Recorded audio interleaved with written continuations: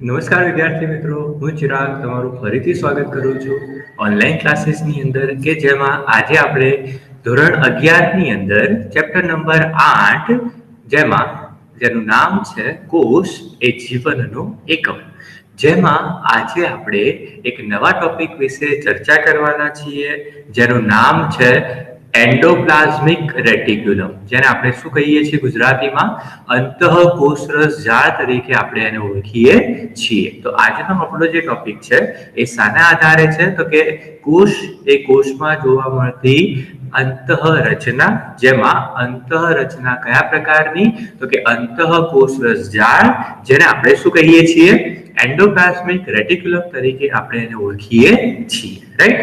તો નેક્સ્ટ આગળ જોઈએ આપણે એન્ડોપ્લાઝમિક રેટિક્યુલમ વિશે આપણે ચર્ચા કરીએ તો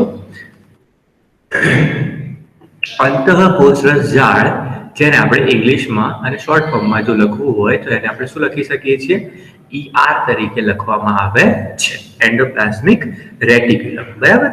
હવે આ જે એન્ડોપ્લાઝમિક રેટિક્યુલમ જે છે એ કયા પ્રકારે જોવા મળે છે તો એ કોષની અંદર એન્ડોપ્લાઝમિક રેટિક્યુલમ એ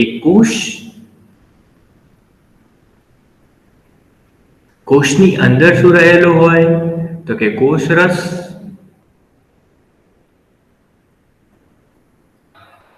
આ કોષરસની અંદર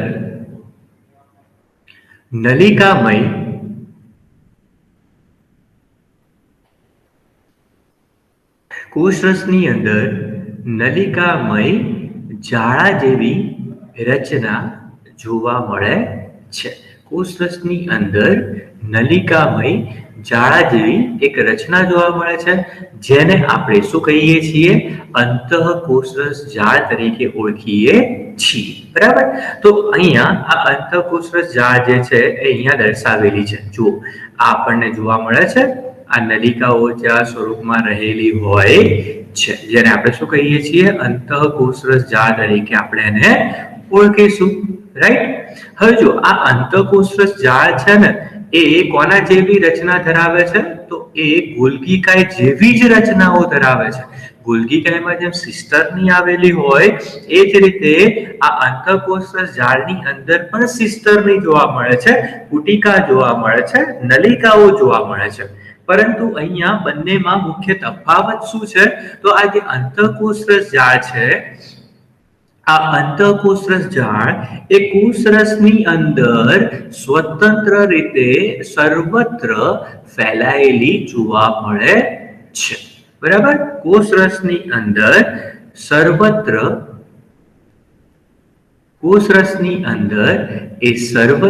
ફેલાયેલી જોવા મળશે, રાઈટ બેટા, આટલે સુધી સમજાય છે। હવે આને આપણે જોઈ કેવી રીતે શકીએ છીએ, કેવી રીતે આપણને ખબર પડી કે આવી પણ કોઈ રચના આવેલી છે, તો આપણને ખબર કેવી રીતે પડી તો અહીંયા જ્યારે આ એન્ડોપ્લાઝમિક રેટિક્યુલમ એટલે કે માઇક્રોસ્કોપ દ્વારા ઇલેક્ટ્રોન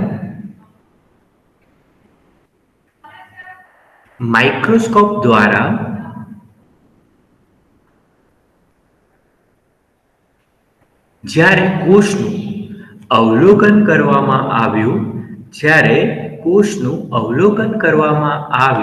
ત્યારે આપણને એવું માલુમ પડ્યું કે એ કોષની અંદર શું રહેલું છે તો કે નલિકામય રચનાઓ રહેલી છે। એ નલિકામય રચનાને આપણે શું કહીએ છીએ અંતઃકોષરસ જાળ તરીકે આપણે એને ઓળખીએ છીએ। તો ઇલેક્ટ્રોન માઇક્રોસ્કોપની અંદર એનું શું કરવામાં આવે છે અવલોકન કરવામાં આવે છે, કેવી રીતે તો કે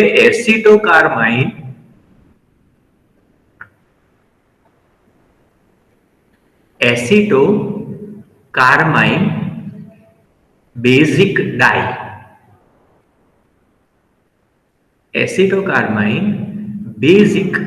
છે, જેને આપણે શું કહીએ છીએ અભિરંજક। જ્યારે આપણે બેઝિક અભિરંજક દ્વારા જ્યારે આને આપણે શું કર્યું તો કે અભિરંજિત કર્યું ત્યારે આપણને શું જોવા મળ્યું તો એસિટોકાર્બાઇન બેઝિક અભિરંજક દ્વારા જ્યારે કોષને સારવાર આપવામાં આવે છે, એને અભિરંજનની પદ્ધતિ દ્વારા એની ટ્રીટમેન્ટ કરવામાં આવે છે, એનું અવલોકન કરવામાં આવે છે, ત્યારે અંતઃકોષરસ જાળ એ કોષરસની અંદર એ સૂક્ષ્મ નલિકાઓના સ્વરૂપે જાળા જેવી ફેલાયેલી એક રચના જોવા મળે છે. ઓકે, તો આ થશે અંતઃકોષરસ જાળ.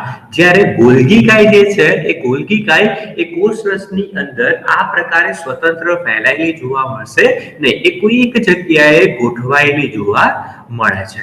ઓકે, કોષરસની અંદર એ કોઈ એક જગ્યાએ શું થશે? ગોઠવાયેલી જોવા મળશે.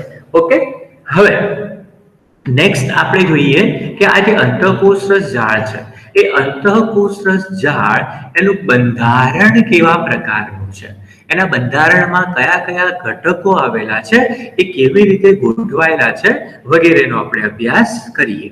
તો અંતઃકોષરસ જાળ એના બંધારણમાં મુખ્ય 3 ઘટકો આવેલા છે.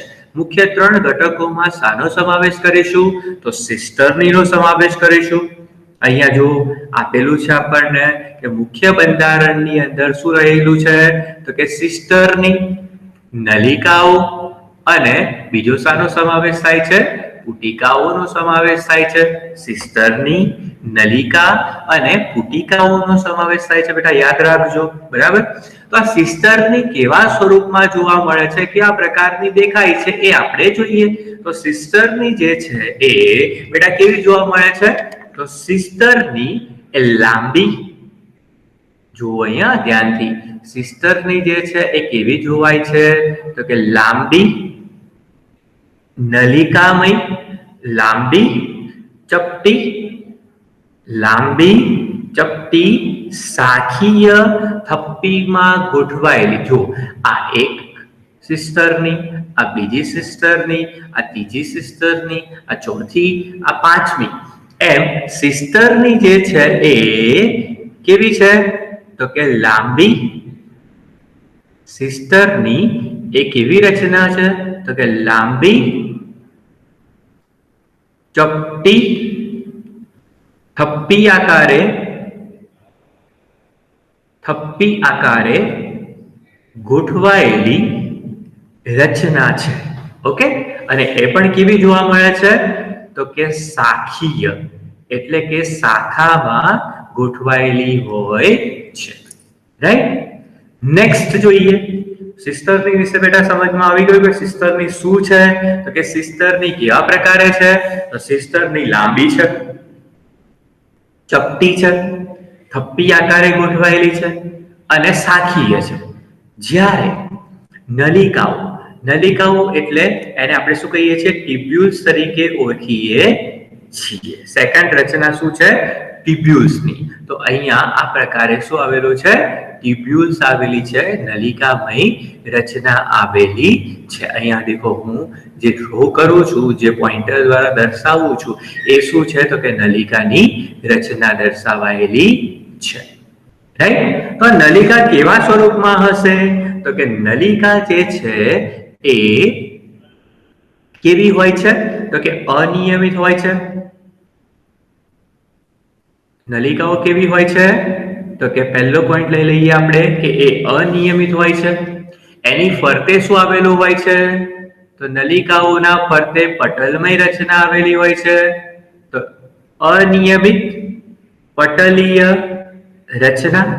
નલિકાઓ કેવી છે બેટા? ફરીથી જોઈ લો કે અનિયમિત છે, પટલ ધરાવે છે, એટલે કે એમની ફરતે શું આવેલી છે? પટલ આવેલી છે, જેના કારણે એ કેવી બને છે? તો કે શાખિત બને છે. એ નલિકાઓ શું થશે? જોડાયેલી ગોઠવવા મળશે. બરાબર? હવે આ જે નલિકાઓ છે એ નલિકાઓ કોની સાથે જોડાશે? તો નલિકાઓ એ જોડાશે સિસ્ટર્નીની સાથે. નલિકા કોની સાથે જોડાયેલી હોય છે? તો એ સિસ્ટરની સાથે જોડાયેલી જોવા મળે છે. રાઈટ? અને લાસ્ટમાં જોઈએ પુટિકા. પુટિકા જે છે એ બે પ્રકારે હોય, અનિયમિત પુટિકા અને નિયમિત પુટિકા. પુટિકા એટલે એ ગોળાકાર સ્વરૂપમાં ગોઠવાયેલી રચના છે. આ જે પુટિકા છે એ આગળ જઈને નલિકાઓમાં અને સિસ્ટર્નીમાં શું થતી હોય છે? વિભાજન પામતી હોય છે. તો પુટિકાની રચના કેવી છે બેટા? તો પુટિકા એ અંડાકાર. પુટિકાની રચના કેવી જોવા મળે છે? તો અંડાકાર છે અને એમની ફરતે શું આવેલું છે? તો કે ત્યાં પટલમય રચના આવેલી છે.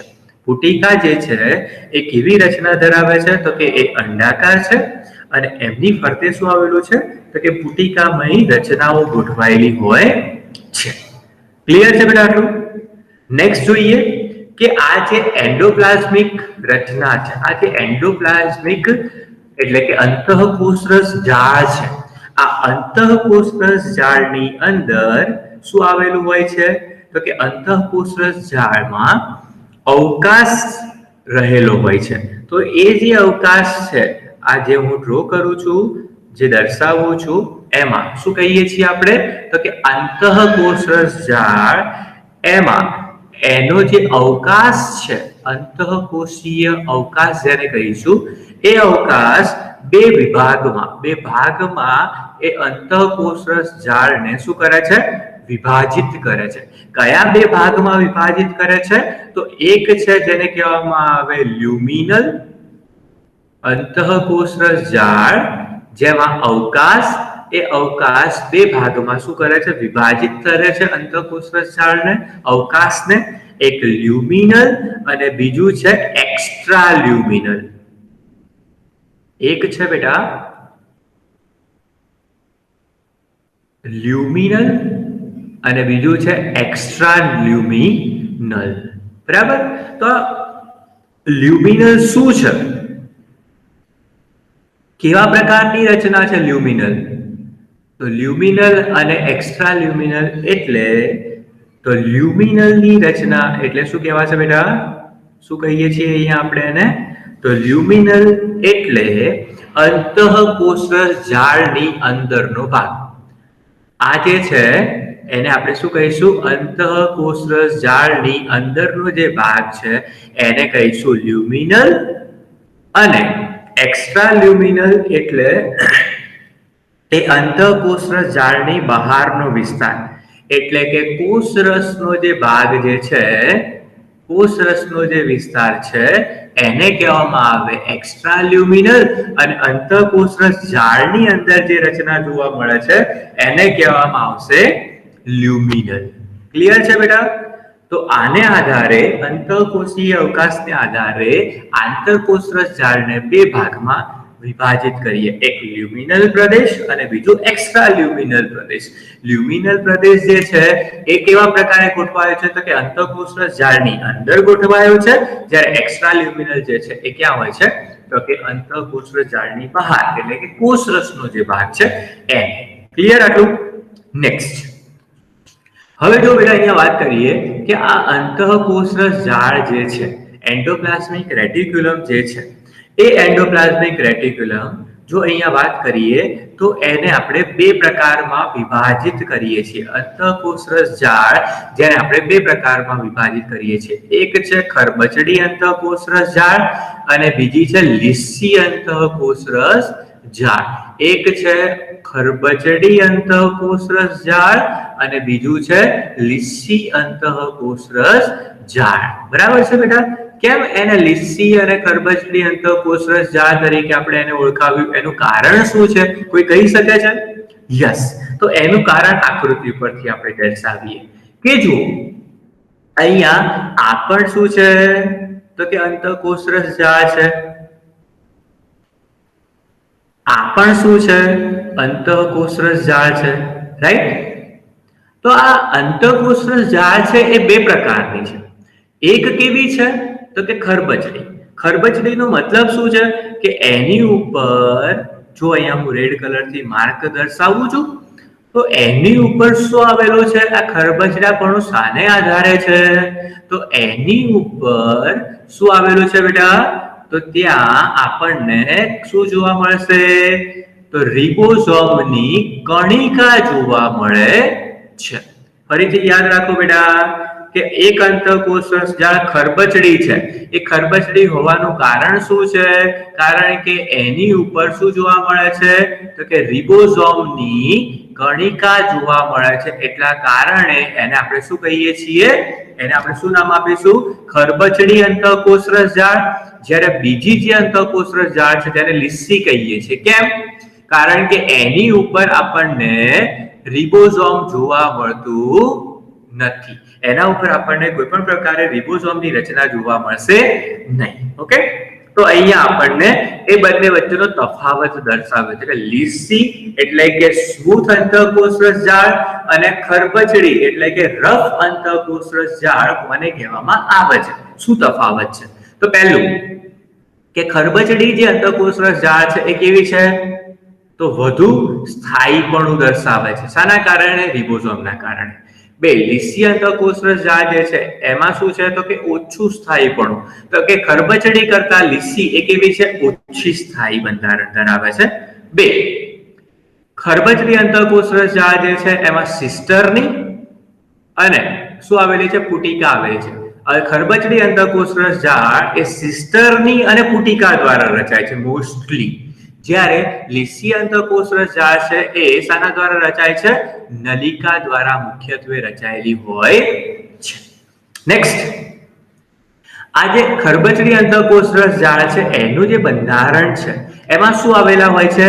તો કે બે અણુ, બે સંયોજન હોય છે ગ્લાયકોપ્રોટીનના, જેને આપણે નામ આપીએ તો એક છે રિબોફોરિન 1 અને બીજું છે રિબોફોરિન 2. બે ગ્લાયકોપ્રોટીનના શું છે અહીંયા? તો કે એક્ઝામ્પલ છે. એક રાઇબોફ્લોરિન 1 અને બીજું છે રિબોફ્લોરિન 2. જ્યારે લીસી અંતઃકોષરસ જાળની અંદર એવું જોવા મળશે નહીં. ત્યાં શું આવેલું છે? તો કે રિબોઝોમ આવેલો છે અને રિબોફોરિન. આ રિબોઝોમ અને રિબોફોરિન બંને શું હોય છે? ગેરહાજર હોય છે. જ્યારે ખરબચડી અંતઃકોષરસ જાળ છે એની અંદર રિબોઝોમ અને રિબોફોરિનના બંને ઘટકો ત્યાં હાજર હોય છે. તો રિબોફોરિન જે છે એ કોની સાથે જોડાયેલું હોય છે? રિબોઝોમ સાથે જોડાયેલું હોય છે. રિબોફોરિન 1 અને 2 અણુ એ શું કરે છે? તો કે રિબોઝોમ સાથે જોડાયેલા હોય છે. હવે એનું કાર્ય છે કે આ અંતઃકોષરસ જાળ કયા પ્રકારના કોષોમાં રહેલી હોય?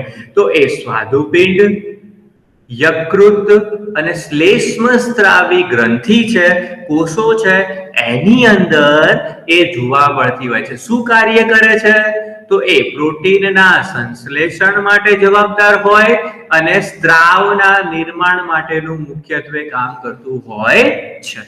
ખરબચડી અંતઃકોષરસ જાળ એમાં એના શું કાર્ય છે? તો બે, એક રિબોઝોમની હાજરીને કારણે ખરબચડી અંતઃકોષરસ જાળ જે છે એમાં રિબોઝોમની હાજરીને કારણે એ પ્રોટીનનું સંશ્લેષણ કરાવે છે અને સ્ત્રાવના લીધે એ શું કરે છે? તો કે વહનની પ્રક્રિયામાં ઉપયોગમાં આવતું હોય છે.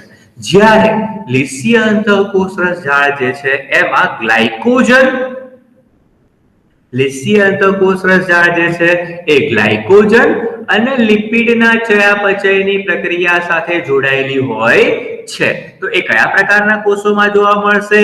તો કે મેદ પેશીમાં જોવા મળશે, આંતરાલીય પેશીમાં જોવા મળશે, સ્નાયુ પેશીમાં જોવા મળશે અને ગ્લાયકોજનનો સંગ્રહ કરતા, ગ્લાયકોજનનું ગ્રહણ કરતા કોષોમાં જોવા મળતી હોય છે. તો ક્લિયર થાય છે? આમાંથી એમસીક્યુ પૂછાઈ શકે છે બેટા, બરાબર? કે ખરબચડી અંતઃકોષરસ જાળ અને લીસી અંતઃકોષરસ જાળ વચ્ચે શું ડિફરન્સ છે? એમાં નેક્સ્ટ જોઈએ એના કાર્યો કે અંતઃકોષરસ જાળ કયા પ્રકારના કાર્યો માટે જવાબદાર હોય છે. તો પહેલો છે યાંત્રિક આધાર. પહેલો પોઈન્ટ શું છે? યાંત્રિક આધાર કેવી રીતે આપે છે? તો એ યાંત્રિક આધાર કેવી રીતે? તો કે એમના અંતઃકંકાલ દ્વારા. કેવી રીતે બેટા? તો કે અંતઃકંકાલ દ્વારા. આ અંતઃકંકાલ શાનું બનેલું હોય? તો અંતઃકંકાલ સૂક્ષ્મ તંતુ, અંતઃકંકાલ જે છે એ સૂક્ષ્મ તંતુ અને સૂક્ષ્મ નલિકાઓનું બનેલું છે, જેના કારણે એમને સપોર્ટ મળી રહેતો હોય છે, આંતરિક આધાર મળી રહેતો હોય છે. સેકન્ડ, અંતઃકોષીય અદલાબદલી. તો અંતઃકોષીય અદલાબદલીનો મતલબ શું થશે? તો કે અંતઃકોષરસ ઝાડ એ શું દર્શાવે છે? તો કે એક પ્રકારનું વહન તંત્ર બનાવે છે. અંતઃકોષરસ ઝાડ એ શું બનાવે છે? તો એક પ્રકારનું વહન તંત્રની રચના કરે છે. આ વહન તંત્ર કેવા પ્રકારે કાર્ય કરે છે? તો એ અંતઃકોષરસ ઝાડમાંથી કોઈ દ્રવ્યને એ કોષરસની અંદર રહેલી અંગિકા અથવા કોષરસમાં રહેલા દ્રવ્યને એ અંતઃકોષરસ ઝાડની અંદર દાખલ કરવામાં મદદ કરે છે. એટલે કે બહારથી અંદર અને અંદરથી બહાર વહન કરવામાં શું કરશે? મદદ કરશે. થર્ડ, ખરપચડી અંતઃકોષરસ ઝાડ એટલે કે RER, રફ એન્ડોપ્લાઝમિક રેટિક્યુલમ એ શાના માટે જવાબદાર? તો રફ એન્ડોપ્લાઝમિક રેટિક્યુલમ જે છે એ પ્રોટીનના સંશ્લેષણ માટે જવાબદાર હોય છે. એ શું કરાવે છે? તો કે પ્રોટીનનું સંશ્લેષણ કરાવે છે. જ્યારે લીસી અંતઃકોષરસ ઝાડની પાસે રિબોઝોમ હાજર હોતા નથી, એના કારણે લીસી અંતઃકોષરસ ઝાડ એ પ્રોટીનનું સંશ્લેષણ કરી શકતી નથી. નેક્સ્ટ, લિપિડ સંશ્લેષણ. લિપિડ સંશ્લેષણ કોના દ્વારા? તો કે SER દ્વારા. એટલે કે લીસી અંતઃકોષરસ ઝાડ એટલે કે કણિકા વિહીન અંતઃકોષરસ ઝાડ એ લિપિડના સંશ્લેષણમાં ભાગ ભજવે છે. નેક્સ્ટ, કોષીય ચયાપચય. તો કોષીય ચયાપચયની જે પ્રક્રિયાઓ થતી હોય છે એ માટેનું કોષીય ચયાપચયની પ્રક્રિયા માટેનું માધ્યમ જે છે એ માધ્યમ કોણ પૂરું પાડે છે? તો કે SER અને RER. કોષીય ચયાપચયની પ્રક્રિયા માટે જે જવાબદાર માધ્યમ જરૂરી છે એ માધ્યમ કોણ પૂરું પાડે છે? SER એટલે કે લીસી અંતઃકોષરસ ઝાડ અને RER એટલે કે ખરપચડી અંતઃકોષરસ ઝાડ એ પૂરું પાડે છે. નેક્સ્ટ છે ન્યુક્લિયર મેમ્બ્રેન એટલે કે કોષ કેન્દ્ર પટલની રચના. તો કોષ કેન્દ્ર પટલની રચના કોના દ્વારા? તો કે વિખંડન પામેલા શાના દ્વારા? તો કે પુટિકા દ્વારા. વિખંડન પામેલા કોષ કેન્દ્રની પુટિકા દ્વારા એ શું કરે છે? તો કે રંગસૂત્રની આસપાસ એ શું કરશે? તો એ રંગસૂત્રની ફરતે એ ગોઠવાય છે. એ ફરતે ગોઠવાય અને કોષ કેન્દ્રના વિભાજનમાં એ શું કરે છે? તો કે મદદ કરે છે. નેક્સ્ટ, લાઇસોઝોમ, ગોલ્ગીકાય અને સૂક્ષ્મકાય. લાઇસોઝોમ, ગોલ્ગીકાય અને સૂક્ષ્મકાય આ અંગિકાઓ જે છે આ સિવાયની પટલ વિહીન અંગિકાઓ જેમ કે હરિતકણ અને કણાભસૂત્ર. બે અંગિકાઓ અહીંયા લઈએ છીએ, હરિતકણ અને કણાભસૂત્ર એટલે કે માઇટોકોન્ડ્રિયા. આ બે અંગિકાઓને આપણે શું કહીએ છીએ? અર્ધ સ્વયંજનન અંગિકાઓ તરીકે ઓળખવામાં આવે છે. કેમ? કારણ કે એમની પાસે પોતાનું અલગથી DNA રહેલું હોય છે એટલા માટે. બરાબર?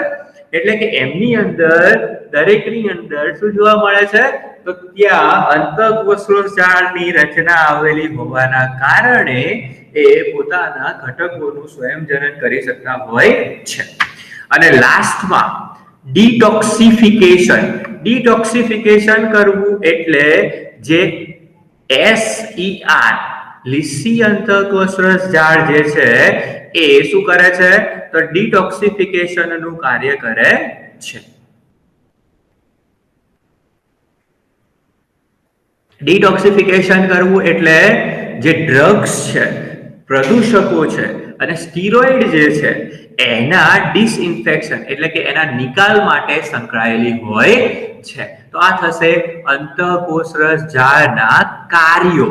યાંત્રિક આધાર આપવો, અંતઃકોષીય દ્રવ્યોની અદલા બદલી કરવી, ખરબચડી અંતઃકોષરસ ઝાડ દ્વારા પ્રોટીનનું સંશ્લેષણ થવું, સ્મૂથ એન્ડોપ્લાઝમિક રેટિક્યુલમ દ્વારા લિપિડનું સંશ્લેષણ થવું, કોષીય ચયાપચયની પ્રક્રિયાઓ માટે માધ્યમ પૂરું પાડવું, ન્યુક્લિયર વિખંડન માટે જવાબદાર, ડિટોક્સિફિકેશનની પ્રક્રિયા માટે પણ જવાબદાર હોય છે. તો આ થશે અંતઃકોષરસ ઝાડની રચના.